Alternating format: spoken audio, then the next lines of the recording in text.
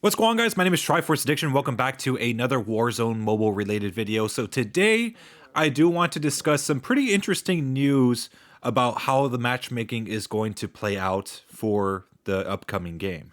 So as you guys know, matchmaking is probably one of the most important things for Call of Duty as of recently, because of course not all the people, especially when it comes to the mainline CODs, are really happy about what's going on, especially with skill-based matchmaking being so strong in Modern Warfare 3, which currently is the most recent mainline COD. And when it comes to the matchmaking in this game, I mean, it's alright if it's not ranked. But when it comes to the placements of inputs, when it comes to, mouse and keyboard versus touch, or maybe controller versus touch, in this game we are always separated unless maybe we're playing with a friend that might be on touch, and then we get more mixed lobbies. The way that the matchmaking was in place just to make sure that there weren't any unfair advantages from any side, specifically versus, going from controller to touch.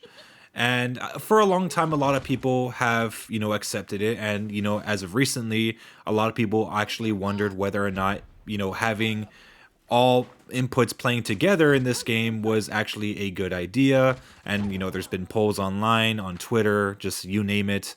But in Warzone Mobile, a lot of people were kind of wondering whether or not controller players were going to be able to play with touch players. It's a very valid question, because for all of us that played Call of Duty Mobile for such a long time, we're used to this one way of matchmaking, and for all we know, Warzone Mobile could, end up doing the same exact thing and just separating all of us once more.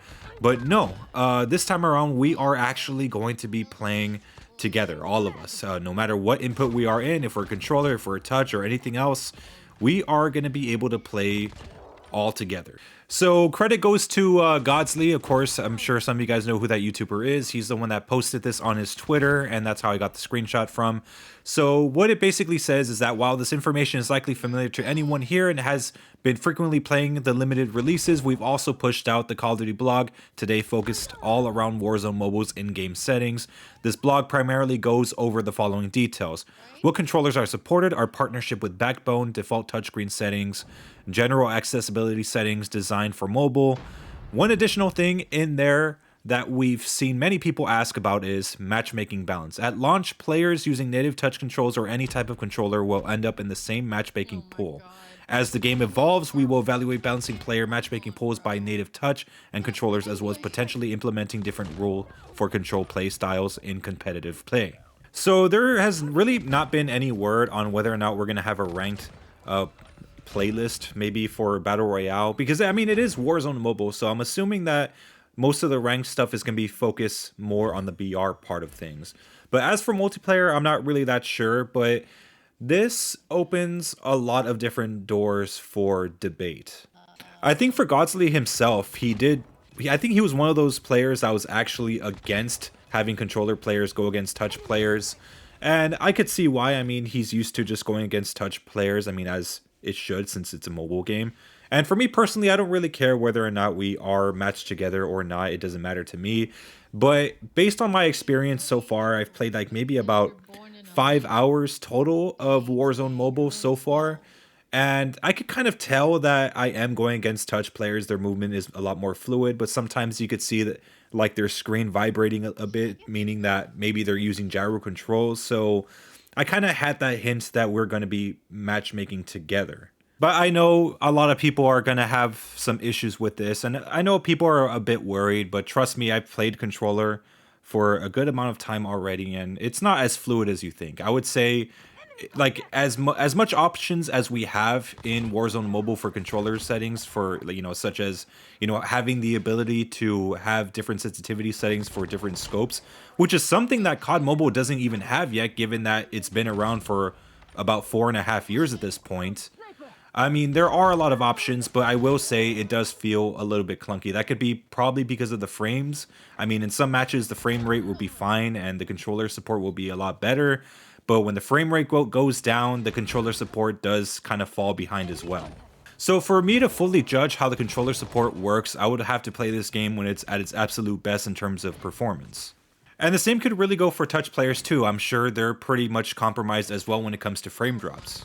But a lot of touch players' worries is the fact that controller support might actually provide a little bit too much aim assist, which is something I kind of actually agree with. You know, like with this game, with COD Mobile, I usually have like very weak aim assist. Like usually I have to like really be accurate to kill someone. Sometimes it's here and there. Like the aim assist in this game is always kind of spotty. There'll be times where it's like really good, and there'll be some times where it's like really bad to the point where if the player that you're shooting is even moves like an inch, your aim assist just dies.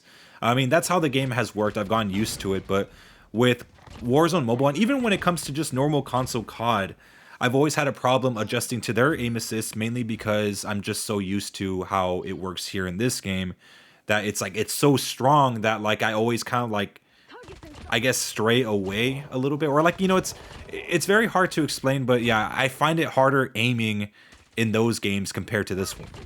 Basically, I'm just not really used to having extremely strong aim assist that actually sticks. But from what I understand, I think touch players also do have some aim assist. So I don't know how strong theirs is. Maybe some of you can tell me, but at the moment, I'm not really sure who has the stronger aim assist. I'm assuming it's controllers. But my best guess is that the matchmaking right now, especially if the game gets released immediately, I mean, there's not going to be too many players, so maybe having all of us together might even things out a little bit for now until there's more players that come in the near future. But I mean, there is a chance, of course, they could always restrict it back to just, you know, controller players versus controller players or keyboard and mouse players.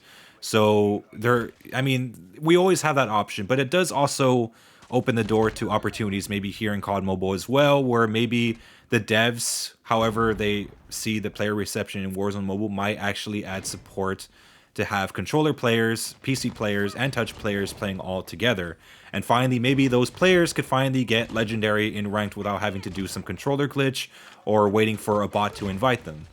But when it comes to skill-based matchmaking, I'm not even sure whether or not it's actually in the game right now for Warzone Mobile. It might be. I mean, some matches are sweaty, but at the same time, you know, people are sweaty because they're more adjusted to the game than I am. So for all I know, they could just be really average players and I'm just really trash, or they could be really good players and I'm just still really trash. We could really only see once the game comes out to the general public where it's available everywhere and we don't have lag or anything, you know, really slowing us down. Another thing worth noting is that the bots that are in the game currently, there might not be any once the game launches, so they might just do away with the bots completely. They just have them there as placeholders for the limited release. So chances are doing camo challenges might actually be pretty tough if you're just going against like nothing but real players. But of course, I think the first few months of this game should be a grace period because of course people are going to be adjusting to how the movement works and everything, whether you're controller or touch. So if any of you guys are already adjusted to the movement of this game, I would say take advantage of it as much as you can, because trust me, camo grinding, despite it being easy now, is only easy on paper because of all the players that you actually face. I mean, yes, when I played Modern Warfare 2, the challenges did seem a lot easier, but of course, getting 3 kills without dying 10 times in a very heavy skill-based matchmaking lobby was actually a very, very tough thing to do, even for myself. And yeah, that's something that we do have to look out for. But anyways, I hope you guys enjoyed the video. Make sure to leave a like, make sure to subscribe, and let me know what you think down in the comment section. But anyways, I hope you guys have a wonderful day. Thank you.